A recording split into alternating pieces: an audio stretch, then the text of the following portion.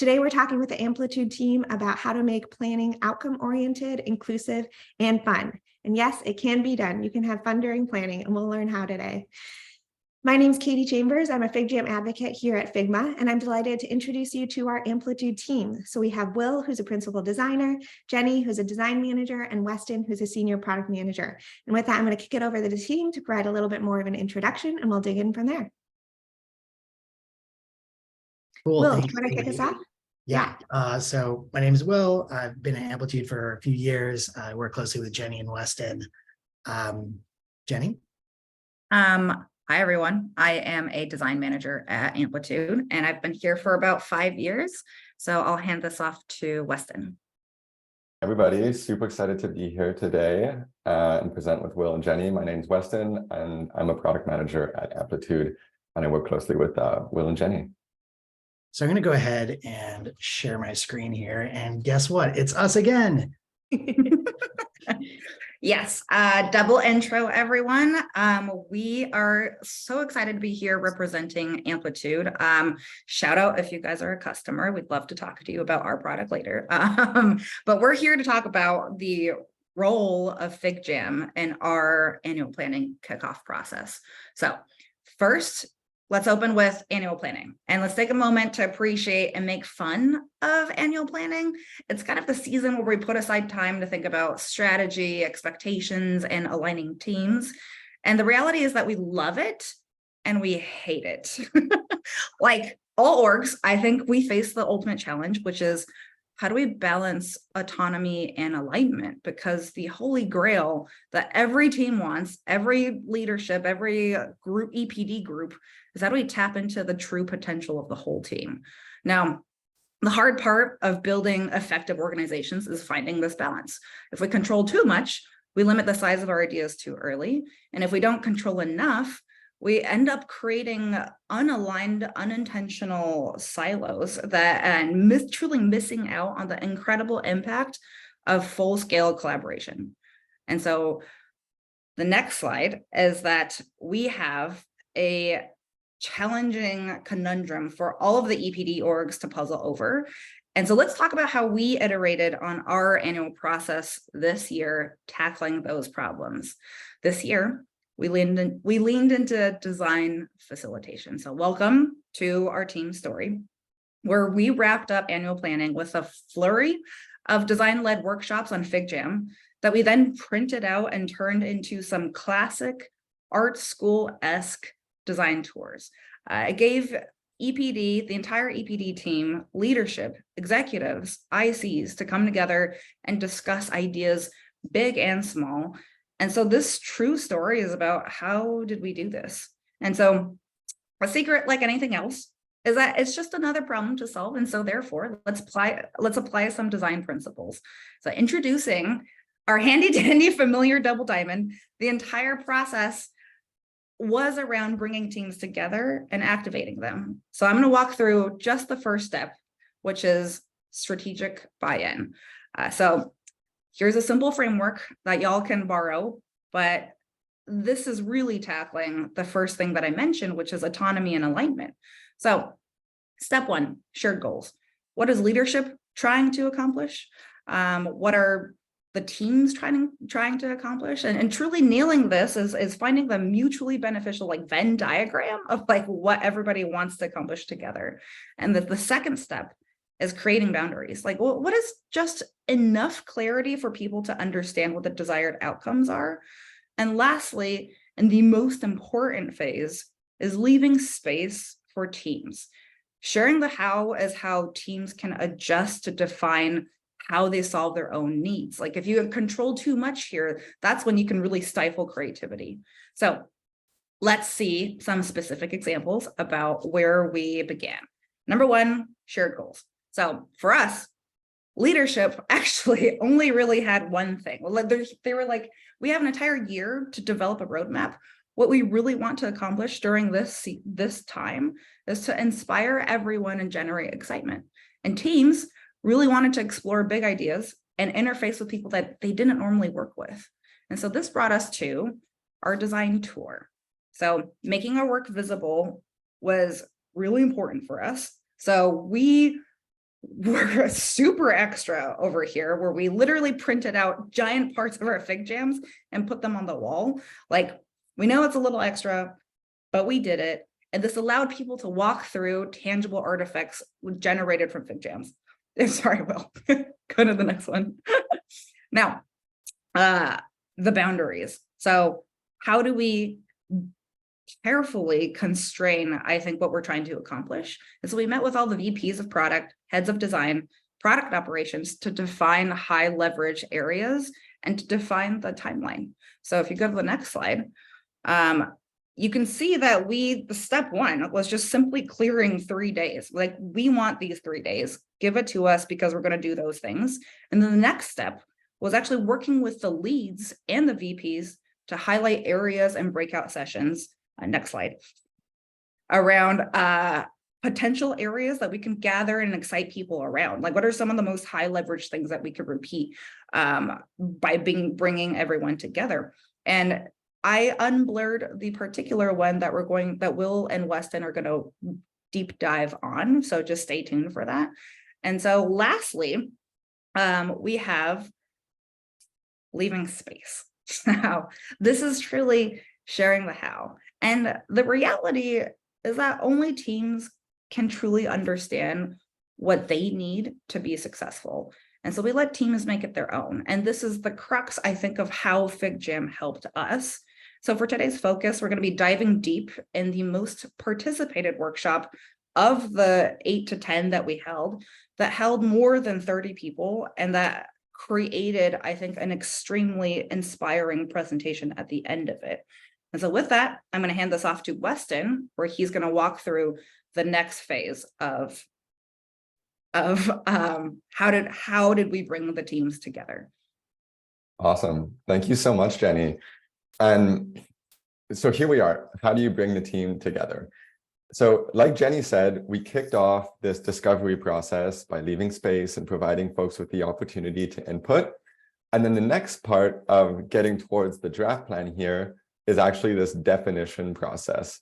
And so we wanted to more specifically define the actual problem that we were all gathering to solve. And so how do you get there? On the next slide, we'll talk a little bit about data journeys. So we brought the team together for this definition part of the problem, but specifically what we wanted to do was provide scope for the process, since that's important for creating boundaries and therefore focus. That way, when you and your team think about these problems that you want to solve along a user's journey, you're all thinking about the same happy path, i.e. the same end in mind. And to do that, we shared what we call a North Star with the team. And so what is the North Star? The North Star is a framework, and it's something we use basically every day in decision-making in Amplitude. It's really just been essential to the discovery and definition of customer problems that we orient ourselves around, and ultimately the solutions that we build to drive end business outcomes. And so I'll walk you through a little bit about how that is. So what the North Star is and why we find it so useful in workshops like these in our day-to-day decision-making. So the principles of the framework are actually rather simple. So first here in this visual, you'll have all these kind of smaller stars, which are like the input metrics to the North Star. So you can think about this constellation as being inputs up to the North Star. So these are measures of things that you can and should directly impact via successful bets, i.e. features that you ship.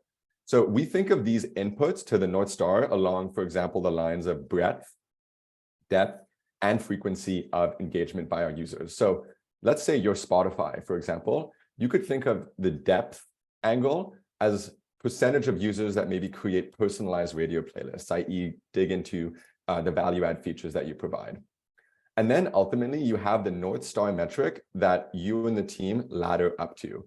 The North Star should be specifically a leading indicator of the business outcomes that matter for the organization at large. So if you're a B2B SaaS company like Amplitude, you're thinking about annual revenue, you're thinking about retention of that revenue and expansion of that revenue. And the North Star is a leading indicator of the success that your team is specifically positioned to drive as a function of your product. So let's talk a little bit about what the North Star is. These are questions to ask yourself about if your North Star is set up for your team to succeed when thinking about how you plan. These are some quick rules of thumb, and I'll just enumerate some of them. It should obviously express value to both the organization and your users. It should be actionable. Your team should be able to move it. It should represent the broader vision and strategy of the roadmap and where you want to get to as a product and as a company. It should be understandable. Yourself, your teammates, everybody should be able to actually like define it in the case of Amplitude, or even just explain it to each other and why it's important. It should be a leading indicator of success, like I mentioned, and then it also should be measurable. This one is not as obvious as it may seem. Sometimes you have these kind of pie in the sky ideas for North Star metrics, but you have to actually be able to calculate a baseline and show if you're making improvements in the right direction. Last but not least, it shouldn't be a vanity metric. Something like a weekly active user metric isn't exactly a North Star that represents value. And so let's talk a little bit about why these are important. Putting in the work up front to actually get to that North Star actually really does pay dividends. Time and time again, it helps us make decisions, provide the scope in instances like this planning for folks to be talking about the same thing and talking about the same goal. And although in practice, it might take you quite a bit of time to get to a North Star metric, the key is to start somewhere, learn, and then iterate. It's okay if you find yourself modifying your North Star maybe in the first 6 to 12 months, but then once you've landed on something that's really actionable and valuable for your team, you probably want it to last for a couple of years. And why it's important at the end of the day is that it helps you prioritize and accelerate decision-making like it did in this workshop for us. It helps you align on those goals and communicate progress across the organization. And then it creates that focus on sustainable impact. So over those couple of years, once you've landed on what works for you, are you actually showing that up and to the right that you want to be showing? And so what is our North Star, you may ask? For us, that's weekly saving users. We've also iterated on North Stars over the years, and today, this is what we're driving towards. This metric for us is both a measure of users finding value in our product by saving an insight to eventually share with their teams, but it's also representative of the development of content in Amplitude. So if you think of product analytics tools, you're thinking about valuable insights captured in one place that get shared, learned, and actioned upon. And therefore, it's a representation of habitual consumption, which to us, ultimately, is the best indicator of ARR renewal and expansion.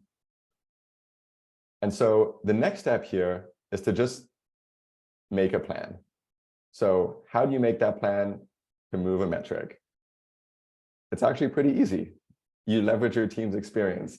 As a PM, I lean on folks like Jenny and Will and our awesome engineering team to get together, think about what these problems are, and then as a team, think about the solutions. And we did that in FigJam.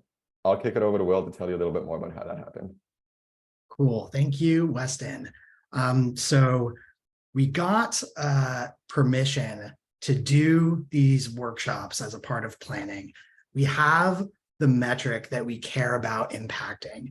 So then how do we bring together the team and really focus on what parts of the problem are most important and what do we want to do about it? So I'm going to walk through this 2 times just because.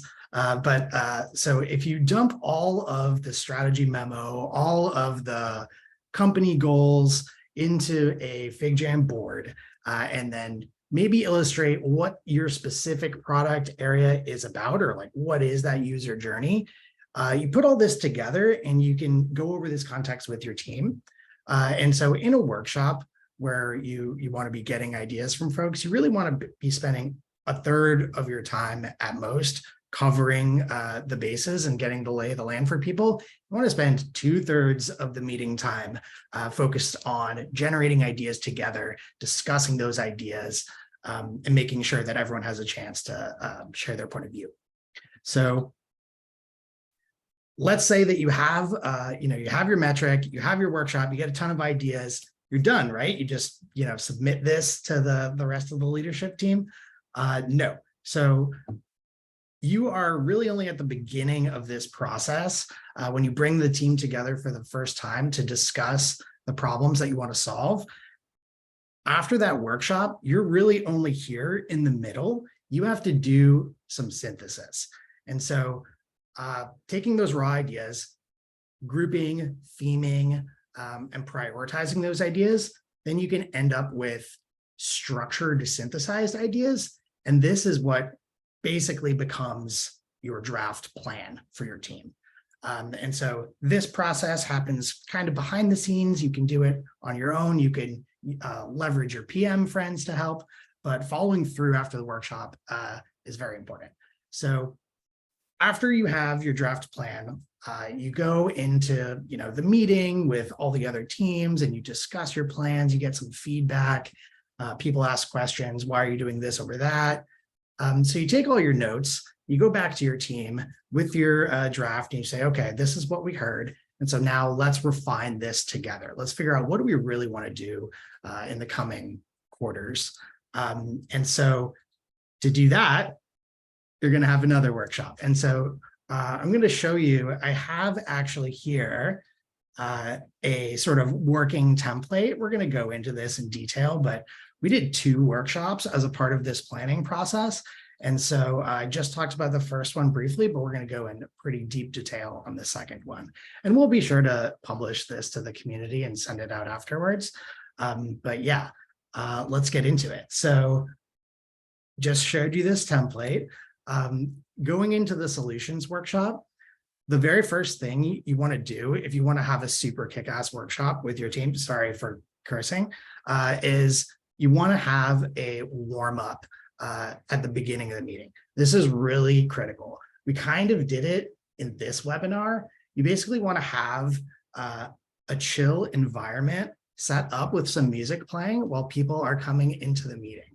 And this is really important because it tricks people's brains and they basically realize immediately, oh no, this is not just a normal meeting. This is going to be a fun meeting. And so I'm going to now pay attention, this is different. And so that's really important. And so the first few minutes of the meeting, you want to just get people familiar with how FigJam works and let them experience the magic of seeing cursors moving around and people doing things. So this is our actual warm-up from our actual workshop that we did. We have write your favorite ice cream flavor on a sticky note, draw your favorite smiley, stamp something, and then extra credit, add a sticker. And so we just sort of played some lo-fi beats and let people kind of get familiar with the tool. And then after that happens, then people have had a chance to make sure that they know how the tool works and they get the point that this is going to be a fun meeting. And then you basically need to set the stage for the team. So I call this lay of the land. Basically, you recap the previous workshop. You recap the company's strategic goals. And then you give a visual demonstration of what is our user or customer's experience today, and what do they care about as a part of this. And so when you think of a customer journey, you might think of something like this. You don't need to have a fancy thing like this. It can look like anything. This one over here is Weston's. He's way more organized than I am. I usually draw stuff that looks like this. You can even go reference your old files from, back in the day before FigJam when you used a different whiteboard tool. You can paste those pictures in there as well. But the point is that having a visual representation of the user experience literally sets the scope for the conversation that you're going to have. So you set the scope of what you want to talk about by including this journey, and then you apply how the metrics point to the different parts of it. So this is an actual screenshot from one of our workshops. The details are a little bit blurred out, but you see that there's a user flow just screen by screen, and it's annotated with data. So we went ahead and pull charts for all these flows, look at the conversion, look at where people are dropping off, and then you get to talk about the user journey, but then you get to accentuate it with hard data. And that makes it so that you can really drive the team to focus on the parts that you've ID'd as being the most important to have the most possible impact. And so then you also want to pull in research anecdotes to this, right? So you have a user journey, you have anecdotes, and you have data points all pointing to this map. And so, yeah, the proof points are very important because it really gives that sort of like hard data, hard example to complement the like visual model. So if you just show up with a visual model, people can like poke holes in it or be critical of it. Or if you just show up with like data and quotes, people might say, oh no, you're not seeing the bigger picture. So you need to have both. You go in there with both. And so like, here's just an example from some fake data and a fake person. But by showing the data with like combining the qualitative and the quantitative in the same space, what that really does is you're combining like empathy with hard data. And what that does is it activates everyone's brain and gets everyone super excited because everyone can understand this. You're giving like the same sort of information in different formats. And so everyone understands the assignment, everyone understands what are we here trying to do. And then that's when you kick off the exercise with a prompt. And so there's no single right way to do this. It really depends. All of this really depends on, what stage your company's at, what you're trying to do. But generally, when you're doing a prompt, you want to ID like how broad or how narrow do we want this? And you've set that scope previously with how you set up the user journey and what you're bringing in as a part of your preparation. In my personal experience, I prefer medium size, so like right in the middle, not too narrow, because then it's like, why are you doing a brainstorm? But if it's too broad, then it's not really useful. And so right in the middle, just right, Goldilocks scope is what I prefer. And this is a screen cap from the workshop that Weston and I ran several weeks ago. We had too many people. And so we broke into breakout rooms. And another designer and Weston and I each facilitated the brainstorm in separate breakout rooms. So that's a tactic you could use if you have a bunch of people want to get in on the fun. Then you just do breakout rooms to facilitate kind of simultaneous brainstorming. And then we came back together at the end, and this part is really important. As well, you have to like share what you've discovered, and that's really important because you want to make sure that everyone's voice is heard as a part of the discussion. And ideas beget ideas, right? So if you hear someone else's idea, it might trigger a new idea. So that's an important part of the process. You don't want to take all the sticky notes and then say bye, everyone. Thanks for coming. You want to make sure that there's like that engagement like reward for participating. Yeah, so that's what this is. So, but make sure to always like set aside time for that. It's very important. And then you get to do fun stuff. Like you go over all the ideas and you add stickers. And then that's sort of like a litmus test to see where people are naturally gravitating towards and which ideas are most interesting to the team. So those are kind of the keys, I think, to having a successful workshop, and we'll go over them later. Again, there's no single right way to do any of this, but this is what I've sort of gravitated around as the minimum lovable workshop, as you need to hit on these things. And so after you have all of your stickies, you have all the team's ideas, you have to, after the fact, make some time to do your pattern matching and come up with, cool, this is a summarized, synthesized, structured representation of all of the team's ideas. And that's what you get when you do this. And big kudos to Weston for actually doing this part. Thank you for doing that.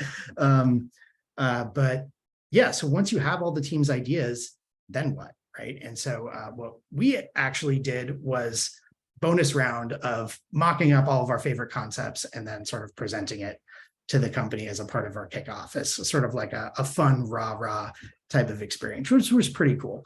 I did have a giant disclaimer slide that said, everything you're about to see is non-committal, like do not get attached to these ideas, they're just ideas.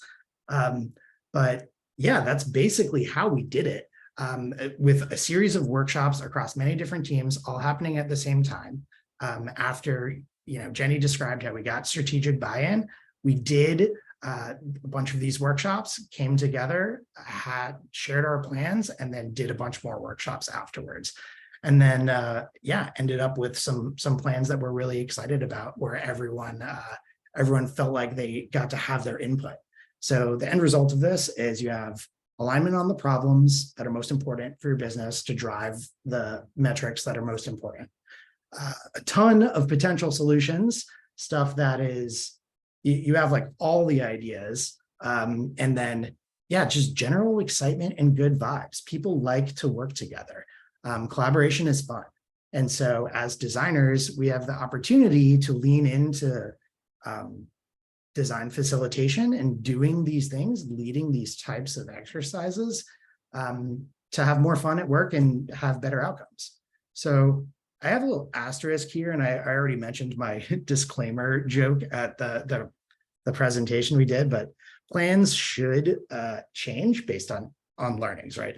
I am not advocating for, hey, let's plan the entire year in a week and like commit to it forever. Like, no, that is 100% not the way to go. You got to iterate and you learn and adapt. A plan is basically a fancy guess, but you just make the best guess that you have based on the information you have at the time. So a couple pro tips. I think I've been doing workshop type things for a long time, and it's something that you get better at with time, but there are some shortcuts. And so the number one pro tip is preparation. So I mentioned this earlier in the slides, but the workshop is only a third of the workshop. And the spoiler alert to the third pro tip. But you need to make your board in advance, and you want to set it up to structure, like the structure goes with the flow of the time in the meeting. So if you want to spend half your time over here and half your time over there, make them the same size. You can do like little things like that. Use templates to save time. Probably don't want to use templates like all the time, no matter what. You want to make it your own. And so in order to do that, you want to be really clear about what do you want to get out of this, and then select the right type of activity or the right type of brainstorm or the right prompts or the right level of detail in the user journey based on the type of outcome that you want. And then another shortcut is planning with a partner. So you never want to like have a brainstorm where people are like, what are you doing here? You want to have like alignment going into it. So some of the best workshops that I've been a part of have been partnering with my product manager to figure out like that plan, and working together to do that. Is there a sample meeting and board from a past meeting you can share? So yes, I have these tabs open here. I hope I'm zoomed out enough. So this is our actual board from the actual workshop. So the workshop was over here, and then after the workshop was over here. And then this was stuff from previous workshops that we brought in. I can't zoom in because of intellectual property, but this gives you a sense of like what it looks like and how kind of messy it can be. What I did was I turned this thing into this template over here. So this template is going to be sent out to all y'all as a part of, the follow-up here. Cool. So preparing is very important. Don't forget to do that. Second pro tip, manage the time. So FigJam has this really sweet timer feature, which I love, and there's music built in, which is great. So managing the time, it's all about kind of preparation, but then also just actively paying attention to what's going on. So if you want to draw attention to what you're saying, use the spotlight tool. So for example, here we have like, this board going on right now. If I wanted to really make sure everyone knows about this bullet point, I could just be like, boom, follow me. And then now I'm going to teleport everyone here. Sorry for being rude. I probably should have asked, but it's a great shortcut if you're having a discussion and you really want to draw everyone's attention to one thing to really drive home a point. You can go ahead and do that. And so you manage the time by paying attention and like sort of commanding attention throughout the duration of the workshop. And I already mentioned this kind of before, but like use the timer. So if you set up like 15 minutes over here, 10 minutes over here, just set the time and hit play. And then that will keep things moving. Also in your board, you can like set up, we're going to spend 5 minutes doing this, 15 minutes doing that. And then, add a little bit of buffer time because you'll probably run out. When we did this workshop, I think we ran this part, the part where everyone was sharing and discussing ideas, ran over by 15 minutes. So we had 2 minutes at the end. And so what I did was I lightning round, read everyone's stickies out loud. We like didn't have enough time. It always happens. So always plan extra time whenever you can. And so the opposites, I think it's useful to explain what can go wrong if you don't do these things. So explain-a-thon kind of feels like right now, I feel like I'm doing an explain-a-thon, but if you don't have the right amount of context predefined, like if you don't have an illustrated user journey, or if you don't have data points to back up the point you're trying to make, then you might get caught in a trap where you end up having to like explain things to the group and you waste the time doing that. And that's not a good use of everyone's time. So you need to be prepared, which leads me to the second one of should have prepped. You never want to have a workshop where you don't already have everything set up in advance, because then you waste your time trying to set things up on the fly, and then people don't pay attention. People like to be like, if they join a meeting and you have a nice setup and you have music playing, they're hooked instantly. But if they join a meeting and then it's like you're awkwardly trying to set things up, you lose their attention from the very beginning. You don't want that. So make sure that you always prepare. And the third thing that I've seen typically go wrong in the past sometimes is not following through. So I call it wait, now what? So you have this really great workshop. Imagine you have the best possible workshop. Everyone's excited. Ideas are flowing. The vibes are good. Everyone's like, wow, that was incredible. We should do this more often. And then days go by, weeks go by, and it's like, wait, what happened? What happened to that? What happened to all that stuff that we did? Like, does it matter? And which brings me to the last pro tip, which is following through. So after the workshop, the work isn't done. You have to synthesize the takeaways and share that back out with the team. And so tactical thing that I've done that works well is make a temporary Slack channel for a workshop. And then you just use that as the way to follow up with those people. Yeah, you want to over communicate, share what you're doing next, and close the loop. And the reason that's so important is because it builds trust in doing these types of things so that you get to do more of them in the future. So yeah, there we go. Boom. It's the back half of the diamond. It's very important to do that, because if you don't, then you just have stickies everywhere. So you got to clean up.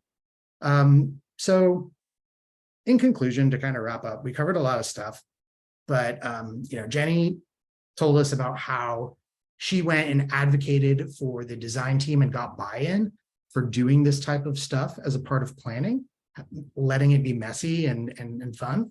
So you got to identify shared goals, make some boundaries, but also leave enough space. Weston gave us an overview of the North Star metric, where you want to have a metric that expresses value, represents your vision and strategy, actually ladders up to business success, but is also controlled, but able to be impacted by the team. It's actionable, and then understandable. It makes sense to everyone, and then it's measurable, like you're actually able to track it on a regular basis. Once you have these things, then you can go crazy with your workshops and activating the team. And so when you do that, make sure that you make time for warm-up, go over the goals and user journey, back it up with data and research anecdotes, then set the team going with a prompt, and make sure that you have time to come back and connect the dots and make sure everyone's ideas are heard at the end. And then if you really want to do a good job doing that, prepare, manage the time, and then don't forget to follow through. So that's, and then don't forget the double diamond. But yeah, that's how we jam, and that's how we use FigJam as a part of our planning. So thanks so much, everyone, for listening. And we have some time to hang out and do some Q&A. Awesome. Thanks so much, Will, Jenny, and Weston. Great job. We have a lot of questions coming in. I'll go ahead and share my screen again. So we have most of the questions coming into the board. So again, if folks want to follow along our Q&A or continue asking questions, feel free to use that open session link that Vanessa and Jillian have put in the chat. And we have lots of great questions come in. I saw Jenny and Weston have been adding answers to the questions in the board also. Thanks for doing that. But just to get everyone kind of on the same page with our questions, we have a lot of great questions about the North Star metric. So Weston, let's start there. Let's start kind of with talking about how you came up with a North Star metric. That was a great question from Madeline in here. And then maybe you can talk a little bit also about how that's kind of applied across the different teams as well versus being, across the entire company versus being team specific. Yeah, Weston, totally. Thanks for prompting us with the Q&A, Katie. And so Madeline, this is a great question. So I think one of the things I want to emphasize is that it is a team effort. There was a similar question from Edward below about how you keep this team focused on the North Star. And I think actually the nature of that question is very similar with how do you come up with it, because the answer is it's a team effort. If everybody in the team was involved in thinking through what those input metrics along, breadth, depth, frequency of engagement were, and then ultimately what the North Star that everyone is accountable for ends up being, then nobody forgets the metric, because when you're in the meeting with your leadership team telling them you didn't hit it, the whole team is accountable for that. And I think I want to just reiterate, it is a team effort. The second piece is the workshop actually that I linked in amplitude.com/Northstar. I guess it's a bit of a plug for this playbook, but like in all matter of fact, it is an excellent approach to defining the North Star. That workshop playbook document actually walks through how you can get the team together to set context up front about what a North Star is. I mentioned before a few of the important aspects of it. It's measurable, it's understandable, it promotes value, etc. And then it's about how you bring the team along with determining what those input metrics that you can specifically move and measure might be.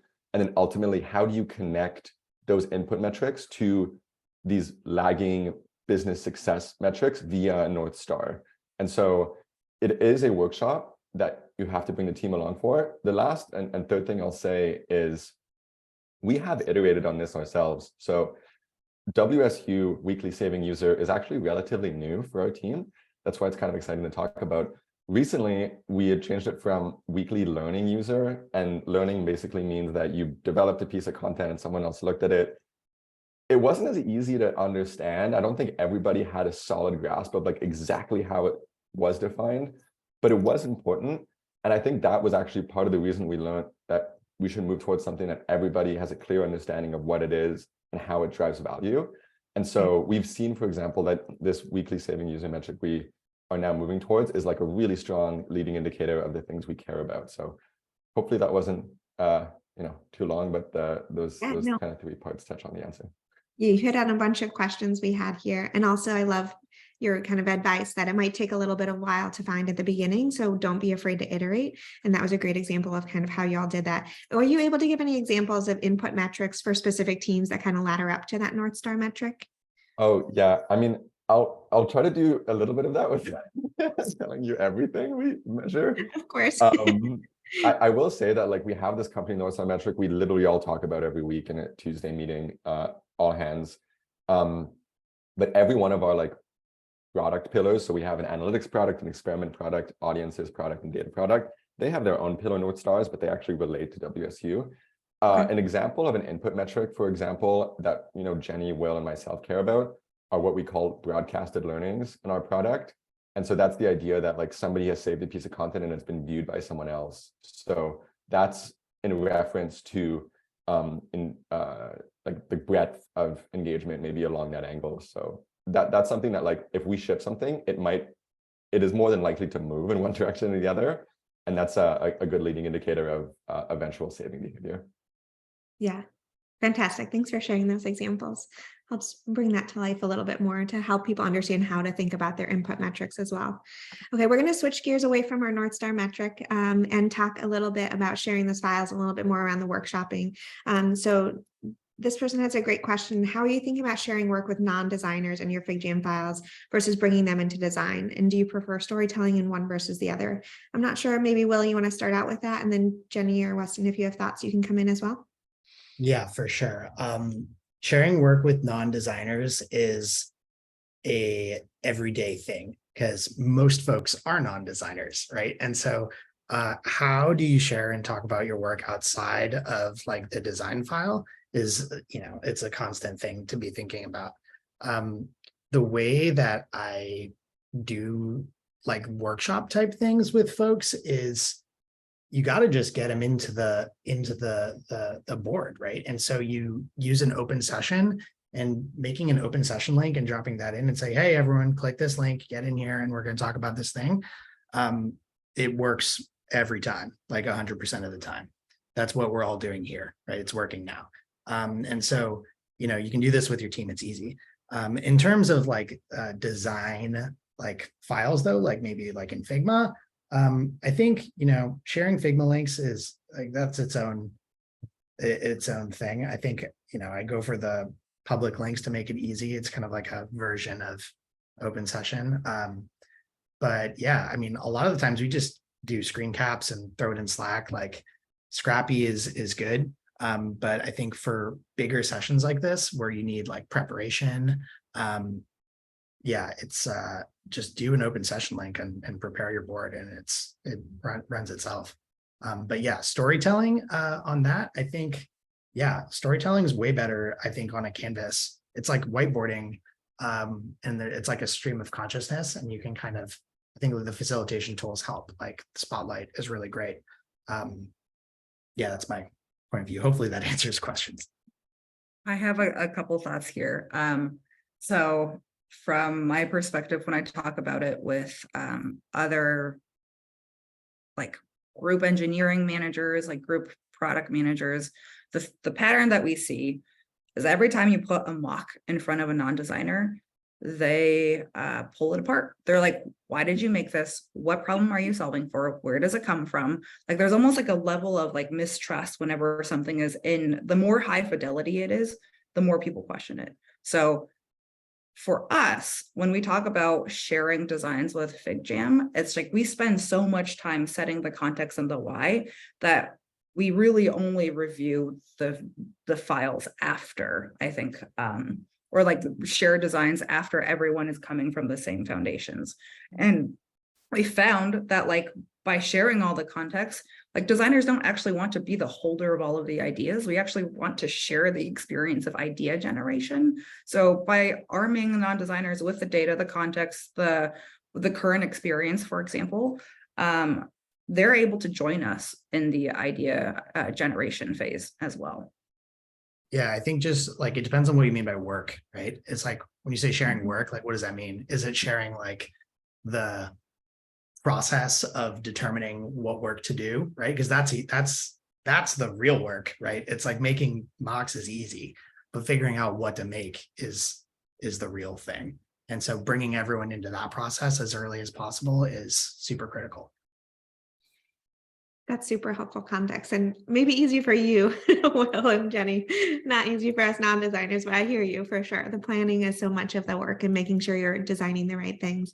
Can you speak a little bit to how much of that is synchronous versus asynchronous for your team, and when you're doing that sharing with these other teams? Yeah, is most of it done in these workshops, or are you also sharing things asynchronous with your teams? So I'm a big fan of Loom. I think like the hybrid sort of approach that we are getting used to at Amplitude means that it's nice to have everyone together at the same time, but sometimes it's not feasible. And especially when, we have folks that work at Amplitude all around the world. And so when you're trying to collaborate in that sort of way, async is kind of the only option. You can try and do like weird hours, like I've done late night meetings and stuff, but it's not it's not a good regular thing, maybe once in a while. But yeah, I'm a big fan of like some of the best asynchronous work I've ever done involved just recording a like a Loom or like a video, maybe just record yourself talking over a board. Yeah. or over a Figma file. And so you just kind of walk through it and explain your thought process. And then ask for whatever feedback that you're looking for, whether, you're trying to figure out what problem to solve, or if you're trying to explain like a flow or walk through a prototype. Nothing beats, I say, like, it's like if a picture is worth 1,000 words, right? A prototype is worth 1,000,000. And then a voice recording of you walking through it is like worth 1,000,000,000. So yeah. I need I'll to just add like, that to the quote board. That's I cool. want to just add that like Will's looms are the best. Like it also just helps with like making sure that everybody, back to like the collaboration aspect, can get in on commenting. So he'll share a loom, for example, in Slack, and then everybody, when they have a moment, can comment and reply in a thread. And so it really does bring together the team in a way that I think meetings can sometimes fall short of. I think that's the last thing I would add. I think as a manager, I consistently think about inclusivity and then who has the voice within the room. Asynchronous communication has become my favorite because it allows everyone to control the space that they want to present something.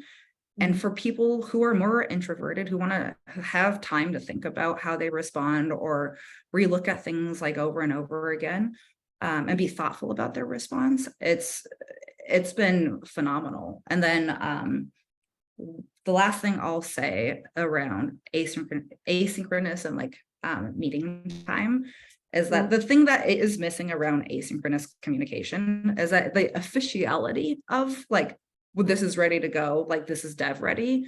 Loom doesn't quite capture it. I think there's still a little bit of this desire that like we sit in a room and everyone's like, are we good here? Like, are we okay? And then let's ship it. So I don't know. I don't necessarily think that's like a necessary step. I think it's just like probably remnants of the process that has existed so long before Loom and FigJam crew were here. Yeah, fantastic tips and really great points about thinking about inclusivity and making sure everyone has a voice in that process and how you communicate that out. Want to switch over to a question here about Will's pro tips. The pro tips were fantastic about running those workshops to make them inclusive, get everyone engaged at the beginning, make sure you're prepared. And we have a question here from Madeline about how to avoid that wait, now what, or how, if it does happen, like how do you go about handling that when it does? Yeah, this is an awesome question, and thank you for asking it. As I was explaining that slide, I was like, man, I wish I had more specific examples. So I'm glad we're coming back to this. So first, how to avoid it is easier. You always want preventative measures, right? So the ways to avoid this are immediately following the meeting. You take a screenshot of the board and send it to everyone who was in the meeting. And you say, thank you so much for your participation today. I know this type of stuff is different. Like, good job for showing up. This is what we're going to do next. And like, this is when you can expect some type of follow-up. So you do that right away. And then everyone's like, oh, cool. Like they get like a takeaway. It's like a souvenir, right? It's like, oh, we just did this, like fun, right?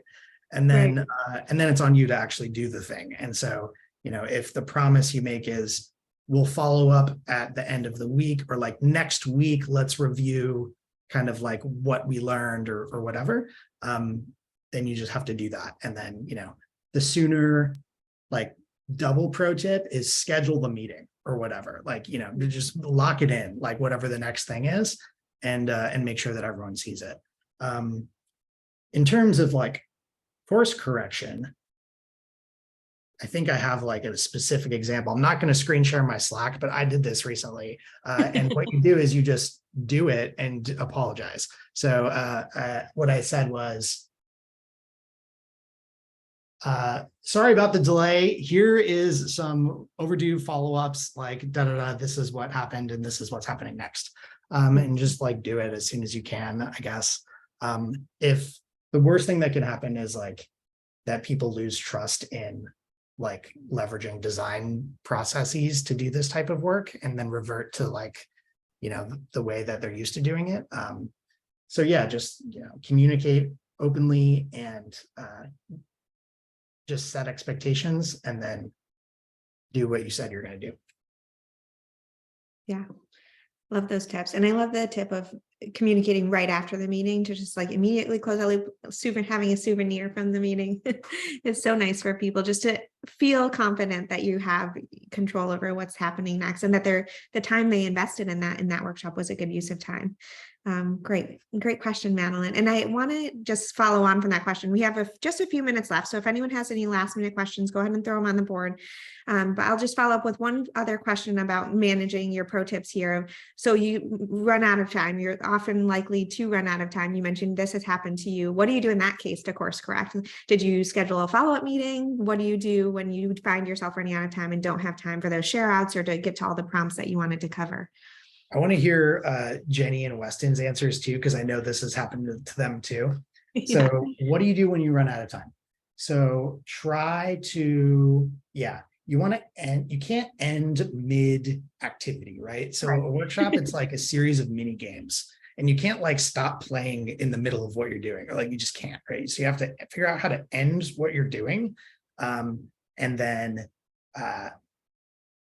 there's no silver bullet, right? The context is it depends on what it is that you need to do. So if the next step is, we just need to look at what everyone said, then maybe you can do that yourself and send it out. Maybe you can do a write-up and send it. Or but if you're like only halfway through the brainstorm and you need more brainstorm and discussion time, then usually a follow-up. And so we've done that. I've done it like ideally same day, like, but you can't always do that, right? But I remember one time, it was a couple of years ago, we tried to do this thing. We had it for 45 minutes, which was the worst idea ever. And we were like not anywhere near halfway done when we ran out of time. We were like, all right, so are people free this afternoon to keep going? And you just get that follow-up scheduled ASAP to keep the momentum going. You don't want to do, if you do have to do that, you don't want to be like, okay, let's get together next week and continue, because then you lose all the great like momentum that you've built so far. So follow up if needed, or, take care of it yourself and then follow up directly. This is my hot take around running out of time. I tell my team this, and I feel very strongly about this, that like, I don't care. Like if you run out of time, it's way more fruitful to leave time to go in depth on a discussion or a topic. And just because you have other activities or other things to do afterwards, it doesn't necessarily mean they're more productive than, I think, leaning into some of the inspiration that you triggered within a workshop. I think my analogy here is actually like something my mom taught me. She's like, as the host of a party and as a facilitator, you're definitely the host of a party. You never, ever like expose how anxious you are or how nervous that like, do you have enough food? Do you have enough water? It's like, no, just like, it's chill. Just like, oh my God, are you guys having a lovely conversation? Let's make space for it. And so like, I think that's the vibe that like is really important to having productive collaborative spaces. Yeah, that's such good advice. And I love that you empower your team to do that. Sorry, Will, I'll let you chime in. I just want to say, and it's so important today, because I feel like today we want to time box and you want to hop from one Zoom to the next, but it is so important to recognize what are those important moments that we should make space for, and then prioritizing those above other things. Will, go ahead. I just remembered, I think the last time that we went over on time, we just kept going. I was like, all right, well, this is more important than anything else I'm doing today. So if you feel the same, then stiff your next meeting and stick around. Absolutely. And I love that that's a culture of that, and that Jenny, you're empowering that on your team to do that and take control of your time. Weston, anything to add before we wrap up here? I think it's all been said. I think this was all great advice. Absolutely. Thank you all so much for this great advice, for digging into those questions. Thank you all who have joined us for today's session, for asking such great questions. With that, we're going to wrap up here. We'll be following up with the recording of today's session, along with all of the follow-up materials. If you missed any of the links, they'll be provided, as well as the great template that Will and the team have put together for you all. So that'll all be in a follow-up email coming to you all shortly. We have future live streams coming up at figma.com/events. We have one next week about game UI prototyping with Epic Games. So definitely check that out, and future events coming up. And then you can always send your suggestions and ideas to community@figma.com. With that, I want to thank the Amplitude team so much for sharing your tips today. I've learned so much. I hope everyone else has as well. And it was a pleasure chatting with you all. Yeah, it was fun. Thanks so much for having us. Thank you. Thank you all. Thank you. Bye. Bye.